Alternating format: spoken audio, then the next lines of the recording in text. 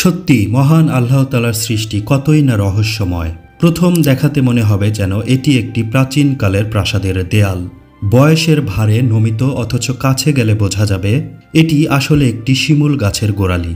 হ্যাঁ, ঠিকই শুনেছেন, নাটোরের গুরুদাসপুরের খুবজিপুর ইউনিয়নে দাঁড়িয়ে আছে প্রায় 200 বছরের পুরনো একটি রহস্যময় শিমুল গাছ। দেখলে বুঝতে পারবেন যে এই শিমুল গাছটি গঠনে এবং ভিন্ন একটি বৈচিত্র্যতার কারণে কিন্তু সবাইকে এই গাছটি আকর্ষিত করেছে। দেখছেন যে সাধারণত শিমুল গাছগুলো যেমন হয় এটি কিন্তু ঠিক তেমন নয়। যে কেউ এটাকে দেয়াল ভেবে ভুল করবেন না, কারণ এই গাছটি দেখেন যে মনে হচ্ছে যেন সুবিশাল একটি প্রাচীর, অথচ এটি কিন্তু কোনো প্রাচীর না, এটি হচ্ছে এই শিমুল গাছটির একটি গোড়ালিটি কিন্তু এই রকম একটি আকৃতির হয়ে আছে। সাধারণ শিমুল গাছের তুলনায় এটি আকারে যেমন বিশাল, তার থেকেও বৈচিত্র্যময় এর গোড়ালির অবয়ব। গাছটির গাছে সময়ের ছাপ, বয়সের দাগ, অথচ এই দাগগুলোকেই দেখলে মনে হয় প্রকৃতি তার নিজের হাতে এঁকেছে এক শিল্পী সুলভ চিত্র।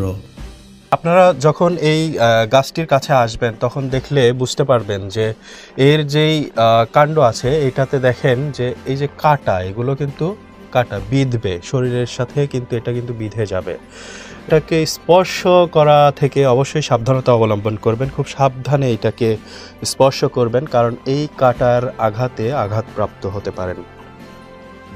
এই শিমুল গাছ দেখতে প্রতিদিন দূর দূরান্ত থেকে মানুষ ছুটে আসে। কেউ আসে তার অদ্ভুত সৌন্দর্য দেখতে, কেউ বা আসে কৌতূহল মেটাতে। আমি মহাখালী বাজার থেকে আসছি এই জিনিস দেখার জন্য। অনেক দূর দূরান্ত লোকের কাছেও গল্প শুনেছি, এই জিনিস নিজের চোখে এখন দেখে গেলাম। বর্তমান খুব সৌন্দর্য লাগলো। অনেক দিন আগে এই গাছটা দেখার ইচ্ছা ছিল, আজকে দেখে খুব ভালো লাগলো। পৃথিবীর সবচেয়ে সুন্দর গাছ হলো সেই গাছ যা তার সবুজ পাতায় আকাশকে ঢেকে দেয়। কিন্তু এই শিমুল গাছ শুধু আকাশকে ঢেকে দেয় না, মানুষের মনে এক ধরনের মুগ্ধতা ও রহস্যময়তার চাদর বিছিয়ে দেয়।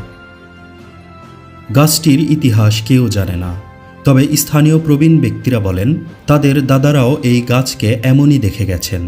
যুগ যুগ ধরে এই গাছ যেন নীরব সাক্ষী হয়ে দাঁড়িয়ে আছে গ্রামের মানুষের জীবনের ওঠা পড়ার সাথে।